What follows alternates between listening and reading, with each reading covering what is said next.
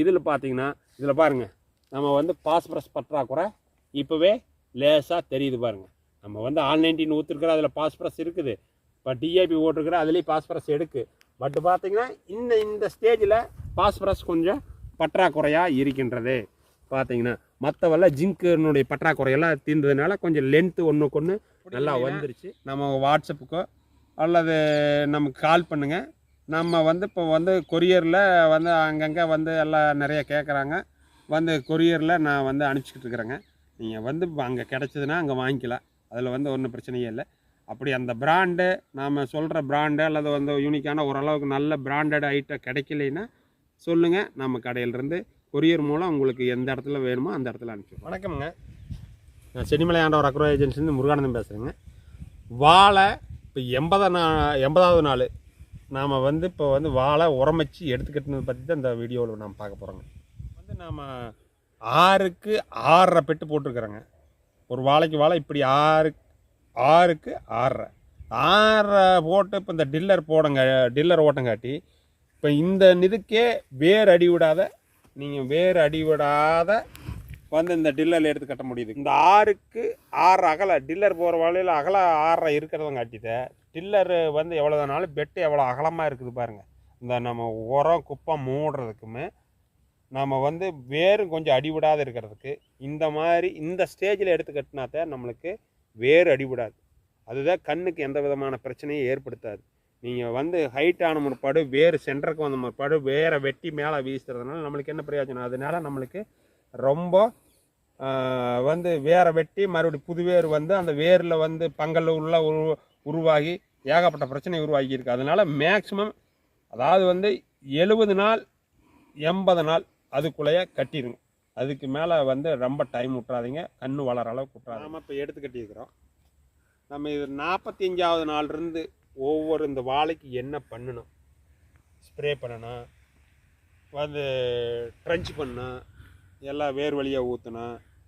ஒவ்வொரு ஸ்டேஜ்லேயும் கிட்டத்தட்ட 4 வீடியோ போட்டுக்கிறோம். நீங்கள் அந்த வீடியோவை பார்த்தீங்கன்னாத்தான் நாம் இந்த வாழையை எப்படி ஸ்டெப் பை ஸ்டெப்பாக ஏற்றிக்கிட்டு வர்றோம், எப்படி வளர்ச்சி கொண்டுக்கிட்டு வர்றோங்கிறது உங்களுக்கு நான் தெளிவாக ஒவ்வொரு ஸ்டேஜ்லேயுமே இந்த பயிருக்கு என்ன தேவையானதை கொடுக்கும்போது தான் அது வந்து நம்மளுக்கு தார் நல்லா பெருசாகும், பழம் நல்லா திரட்சியாகும், ஒரு தாருக்கு சீப்புக்கு நல்ல இடைவெளியாகும், நம்ம நல்ல வெயிட் அதிகமாகும், பழம் வந்து நம்ம மார்க்கெட்டுக்கு தகுந்த மாதிரி நம்ம நல்ல ஒரு சைனிங்காகவும் கிடைக்கும். ஒரு ஸ்டேஜ்லேயுமே அதுக்கு தர வேண்டிய உப்பெல்லாம் கரெக்டாக கொடுத்துக்கிட்டு வந்தால் தான் வந்து கடைசியில் ரிசல்ட்டு கிடைக்கும். நாம் வந்து கடைசியில் கொண்டு போய் வாழைக்கு கொடுக்கறது என்றைக்குமே அது ஆகாத வேலை. நீங்கள் வந்து ஒவ்வொரு ஸ்டேஜ்லேயுமே அதுக்கு நீங்கள் வந்து வாழையை பொறுத்த வரைக்கும் வாழை வந்து பற்றாக்குறை சிம்டம்ஸ், ஒரு ஜிங்க் பத்தில், ஒரு போரான் பத்தில், ஒரு கால்சியம் பத்திலிங்கிறதே நாம் வந்து வாழைக்கு என்றைக்கு சிம்டம்ஸே தெரியக்கூடாது. நீங்கள் எல்லாம் ஃபுல்ஃபில் பண்ணி தான் கொடுக்கணும். மேஜராக ஒரு சிலர் பண்ணுவாங்க, நான் வந்து பாரு இதுக்கு ஜிங்க் பத்தில் ஜிங்க் அடிக்கிறா, வந்து போரான் பத்தில் பாருங்க அந்த வர வேலை குறுத்து விரியுமானிங்குது, கால்சியம் பத்தில் வந்து ஒரு மாதிரி நெளியாகி இருக்குது அப்படிங்கிற அந்த சிம்டம்ஸே எந்த வாழையிலையும் இருக்கக்கூடாது. பற்றாக்குறை பண்ணி நாம் அதை நிவர்த்தி பண்ணக்கூடாது எந்த ஒரு பயிருக்கு. அது வந்து ஓவர்ஃபுல்லாக முதல்லையே இருக்கணும். அதைத்தான் நான் ஒவ்வொரு வீடியோவிலும் சொல்லிக்கிட்டு இருக்கிறேன். எப்போவும் அட்வான்ஸாக 10 நாளைக்கு முன்னாடி எதை செஞ்சாலும் செய்யலாம். இப்போ இந்த வாழையே நீங்கள் தனியாக போட்டிருந்தா, ஊடுபயிர் இல்லாத தனியாக போட்டிருந்தா இதனுடைய தன்மையே வேறு. நம்ம ஊடுபயிர் போட்டு இதை பண்ணி இது எவ்வளோ தூரம் நம்ம டெவலப் பண்ணுறோம் அப்படிங்கிறதுக்காகத்தான் இந்த வந்து ஒவ்வொரு வீடியோ நான் போட்டுக்கிட்டு இருக்கிறேன். நம்ம தோட்டத்துக்கு வியாபாரி வந்தால் அவள் வந்து வெளியவே போகக்கூடாது. அந்த அளவுக்கு அவனுக்கு அட்ராக்ட் ஆகணும். அப்போத்தான் நாம் எதிர்பார்க்குற விலை கிடைக்கும். அது சம்பளம் அல்லது விலை ஏற்றமோ எதாக இருந்தாலும் நம்மளது நம்பர் 1 காய் இருக்கணும், எக்ஸ்போர்ட்டுக்கு ஆகிற மாதிரி இருக்கணும். நீங்கள் வந்து நம்ம சராசரி வெள்ளாமை என்றைக்கு எடுத்தால் நம்ம ஜெயிக்கவே முடியாது. வந்து எக்ஸலண்ட்டாக எடுக்கணும் நம்ம வெள்ளாமை. அதுக்கு நாம் எக்ஸலண்ட்டாக வேலை செய்யணும். அதுக்கு தகுந்தது வந்து என்னென்ன தேவையோ அதெல்லாம் முன்னாடியே கொடுத்து நம்ம வாழையை நல்லா பக்குவமாக கொண்டுக்கிட்டு வந்தால் நாம் இந்த மாதிரி நல்லா வந்து விலைக்கு விற்கலாம். நம்மளுக்கு 2 பணம் மிச்சமாகும். அதுதான் முக்கியம். வாழை பற்றி அடிப்படையான விஷயம் உங்களுக்கு எல்லாமே தெரியும். நீங்கள் ஒன்றும் வந்து புதுசாக நான் ஒன்றும் உங்களுக்கு சொல்லி தெரியணுங்கிறது இல்லை. ஆனால் யூனிக்கான ஒரு சில விஷயங்கள் இருக்குது, ஒரு நுணுக்கமான ஒரு சில விஷயங்கள் இருக்குது. அதைத்தான் நான் மெயினாக, அதுதான் உங்களுக்கு தேவை, அதைத்தான் நீங்கள் எங்கிட்ட எதிர்பார்க்குறீங்க. அதனால் இப்போ நான் இந்த வாழைக்கு நான் என்னென்ன இப்போ எடுத்துக்கட்டுற உரம் என்னென்ன கொடுத்துன்னு நான் சொல்கிறேங்க. இப்போ நான் வந்து ஒரு ஏக்கரா 20 சென்டில் 1300 வாழை போட்டுக்கிறது உங்களுக்கும் தெரியும். இந்த 1300 வாழைக்கு நான் இப்போ என்னென்ன எடுத்துக்கிட்டேன்னா, டிஏபி 4 மூட்டை, டிஏபி 4 மூட்டை, சிஎம்எஸ் ஸ்பிக்கில் கீர்த்தி 4 மூட்டை கொடுத்தேன், பொட்டாசு 3 மூட்டை. இதில் வந்து இப்போது இந்த மண் எனக்கு என்னென்னா ஒரு இந்த மண் கொஞ்சம் பெருமணல் கலந்த மண், செம்மண் கலந்த பெருமண். அதனால் இதில் நெமட்டோடு பிரச்சனை இதெல்லாம் வருங்கிறதுக்காக நான் என்ன பண்ணேன்னா, வேப்பம் புண்ணாக்கு ஒரு 150 கிலோ, கொட்டை புண்ணாக்கு ஒரு 100 கிலோ, புங்க புண்ணாக்கு ஒரு 50 கிலோ அது கொடுத்தேன். அப்புறம் ஸ்டான்ஸ் மைக்ரோ புட்டில் ஒரு ஏக்கருக்கு 30 கிலோ கொடுத்தா போதும். ஆனால் நான் வந்து மைக்ரோ ஃபுட் அதிக மெயின், ஊடு பயிர் நிறையா வந்து இழுத்துருச்சு, அதனால வந்து நான் வந்து 50 கிலோ ஸ்டான்ஸ் மைக்ரோ ஃபுட் கொடுத்தேன். இதையெல்லாம் கட்டி நான் வந்து இதெல்லாம் கலந்து நான் போடுறப்போ ஒரு மரத்துக்கு 1/2 கிலோ வந்துருச்சு. ஒரு மரத்துக்கு 1/2 கிலோ ஏகமாக இந்த வேரை சுற்றி தூவி விட்டேன். அந்த மரத்தை சுற்றி ஒரு அடி நிதில் எல்லாம் தூவி விட்டு, அதுக்கு மேலே குப்பை போட்டுக்கிற ஃபஸ்ட்டு, அதுக்கு மேலே அதை தூவி விட்டுட்டு பெட் எடுத்துக்கிட்டேன்.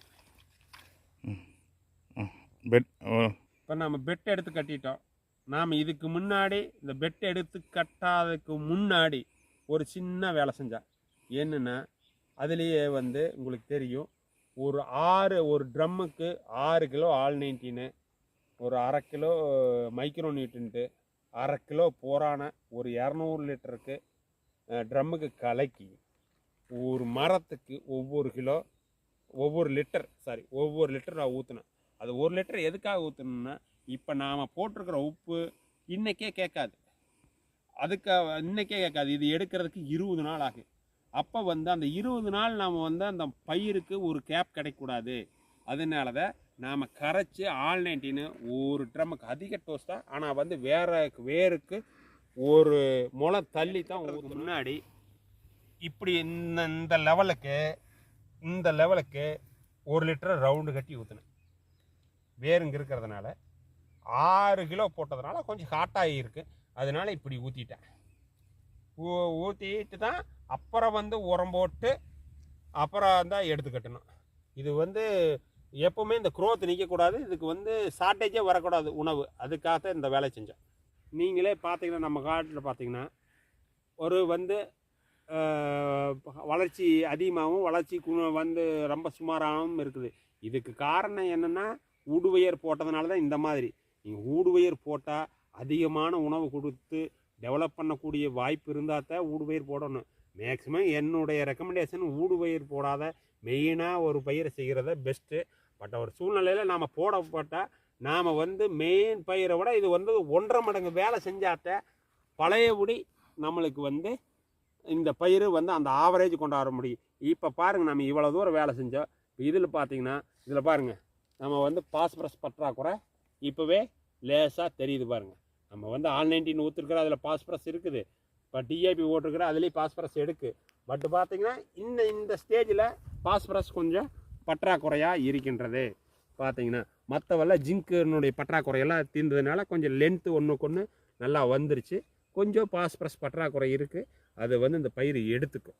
நீங்கள் இப்போ நான் ரெக்கமெண்டேஷன் பண்ணுறேன், நான் அனுப்புகிற இந்த பொருள் எல்லாம் நீங்கள் அங்கேயே வந்து இப்போ நீங்கள் எந்த ஏரியாவில் இருந்தீங்கனாலும் அந்த ஏரியா கிடச்சிதுன்னா வாங்கிக்கிங்க, ஒன்றும் பிரச்சனையே இல்லை. அப்படி இல்லைன்னா நம்ம வாட்ஸ்அப்புக்கோ அல்லது நமக்கு கால் பண்ணுங்கள். நம்ம வந்து இப்போ வந்து கொரியரில் வந்து அங்கங்கே வந்து எல்லாம் நிறைய கேட்குறாங்க, வந்து கொரியரில் நான் வந்து அனுப்பிச்சிக்கிட்டு இருக்கிறேங்க. நீங்கள் வந்து அங்கே கிடச்சிதுன்னா அங்கே வாங்கிக்கலாம், அதில் வந்து ஒன்றும் பிரச்சனையே இல்லை.